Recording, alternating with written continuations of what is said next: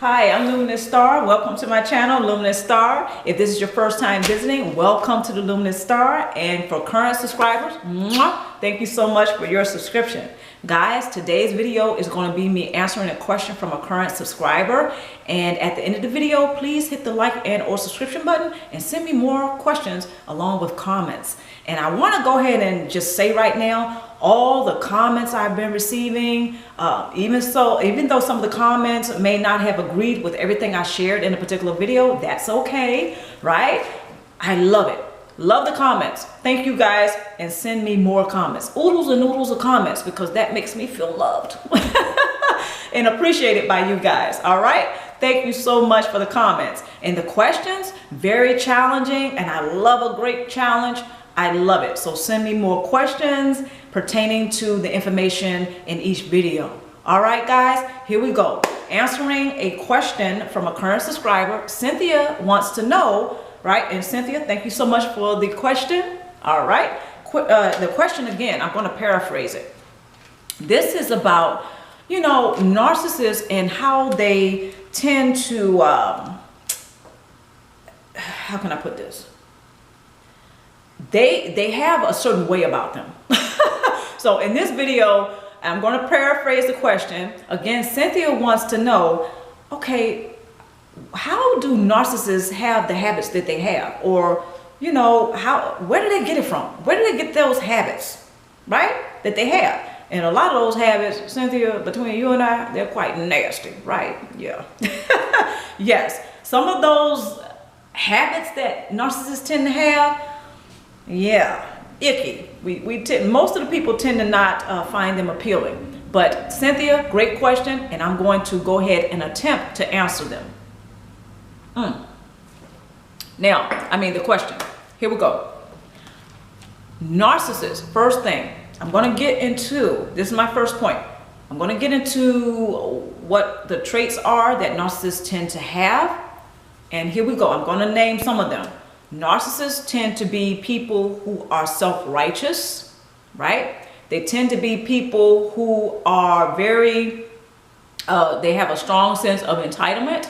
They are argumentative, okay? And they love to stir up drama, no matter what, okay? So narcissists, being that they are very self-righteous and they have a strong sense of entitlement, so when it comes to some of these, how these habits of theirs are formed, first and foremost, let's pay attention to who narcissists are or their traits, such as the ones that I just named, right? Let's keep the traits of the narcissist in mind. And may I suggest to do research on the traits of a narcissist, right? Because this is very important and it speaks to some of their habits. So they kind of correlate. Hope this makes sense. You guys stay with me. Okay, so now when we get clear on the traits of the narcissist, this kind of helps us to peer a little bit more and see a little bit more clearly why they act the way they do, right? Okay, so one of the things, again, that's self-righteousness. One of the habits that narcissists tend to have is when they're argumentative. See, their goal is to get supply all the time, every day. Right? So when how are they getting that supply? By being argumentative with you. This is how. Since they're self-righteous, as far as they're concerned, you're wrong, no matter what your point is in the argument. You are wrong, and narcissists, they like that backward and forwardness. They like the back and forth, the cat and mouse, and being argumentative and being engaged in an argument with you. And the more heated, the better, because they're getting supply from you. So one of the habits of a narcissist is, of course, getting supply. That's one of their habits. One of the ways they get their supply is through arguing with you. This is why they love to instigate arguments all the time. They do this a lot.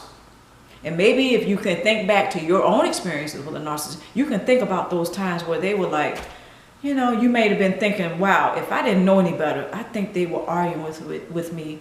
They were starting an argument on purpose. And you know what? You were right.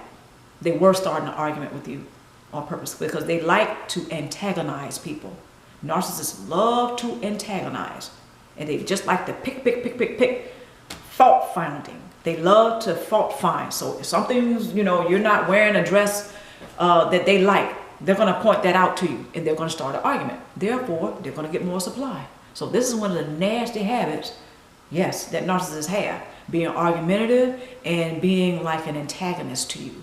Because if they can get you to react instead of respond, right? Because reactions, what do? We get all into our emotions. The argument gets heated. Sometimes there's blows.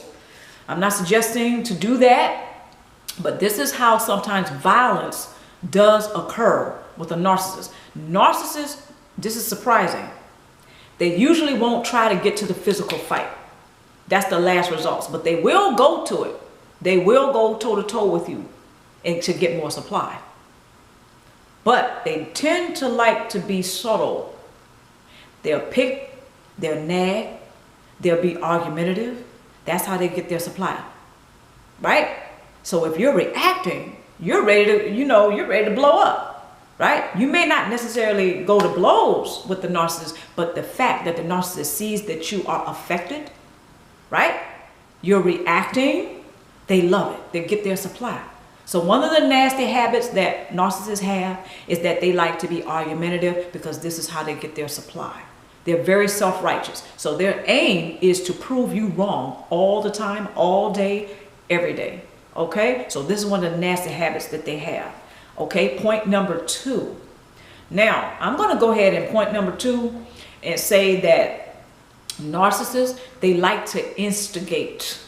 They love to stir up drama, no matter what it is. Now, this can be triangulation. This can be them recruiting flying monkeys and getting all the drama stirred up. And all the while, they're hoping that you will react. Because if you react, you're going to be emotional. Whether that's angry, whether that's sad, depressed, whether you're charging after them, wanting an explanation of why they're doing what they're doing, right? All of that is drama. All of that to the narcissist is drama, therefore is supply. So if you respond, see, you're thinking critically first, and you're less likely to act in a way that the narcissist likes, which is, for instance, charging after them, wanting the validation, the apology, or the explanation. Because they ain't going to give it to you. They're not going to give it. The narcissist is never going to give you that. They just want to see you jump through fiery hoops. They just want to see you react. They get that supply. Every time you do that, they get the supply. But if you respond, you're critically thinking and you're less likely to charge or to pursue the narcissist for anything. And they get no supply. Right? So again, as far as like the nasty habits, where does it come from? It's because the narcissist is a wounded child that must get his or her way all the time, no matter what. They always want that supply. Doesn't matter. And they will use you, me, and anyone to get it. So I hope this answers the question, okay? But I'm going to go ahead and leave it with this. As far as like their opinions, does narcissists, do they learn this from other narcissists? Now, as children, if they have a parent who is a codependent and they have another parent who's a narcissist, that child is not a narcissist yet, not necessarily. Now, from the narcissistic parent, yes, they can learn some of the habits that I mentioned. They can learn that. Now, when it comes to opinions, that's dicey. So I'm not going to touch the opinions. Why do they have their opinions? I'm not going to touch that. Now, I will say, as far as like their habits that are developed, narcissists can absolutely learn this from their narcissistic parent. As the codependent parent, narcissists can learn how to abuse, use, and get supply from other codependents. Because a child will either side or recognize more the narcissistic parent, the codependent parent, or the narcissistic parent. That child is going to go one way or another. Again, children, and I mentioned this in another video. That's why I'm saying again. I mentioned this in another video. My opinion is children are not narcissistic or codependent. They are taught this from the subconscious from the program that is downloaded into their subconscious mind from their parents. One parent could be a codependent, one parent could be a narcissist, right? Because it's very typical that a narcissist and a codependent are married to one another. They get involved with one another. Very common. So that child is getting this information from both sides. So as far as like the habits that develop later in life or as they grow, that child may side more or see things that resonate more with the narcissistic parent versus the codependent parent. So this is how they can learn some of those nasty habits that they have. Okay, so I hope that makes sense, and I hope that this is something that you guys got something out of. You know, this is something I want to leave this to. As far as like trying to understand the narcissist, their habits and why they are, why are they having those habits and who they are, and trying to really get them, I've kind of stepped away from that. Why? Because this can also feed their supply. Any attention you give to the narcissist, it supplies for them. Now, I'm not saying you becoming more knowledgeable. When I become more knowledgeable about narcissists, no, that's awareness. That's totally different. That's awareness. When I say about feeding them supply by paying them attention, this means that I'm still involved with them, or I want to reconcile with them. In other words, I still want to be involved with them. I still want the investment, right? I still want to invest in a relationship with them. So I'm paying them attention, and I'm trying to understand why they treated me like they did. I'm trying to understand what caused their hurts, their wounds. You know, I may say something like, well, yeah, when they were children, they were probably really hurt and their parents abused them. That's not always the case with a narcissist. That's not always the case. Sometimes they're just spoiled from the codependent parent. The narcissistic parent is not really spoiling the child, not necessarily. The codependent parent is spoiling the child, okay? And I did another video about that. But I want to leave the video by saying this, or in the video by saying, yeah, I learned how to kind of step away from that and not give the narcissist a lot of supply by trying to figure them out.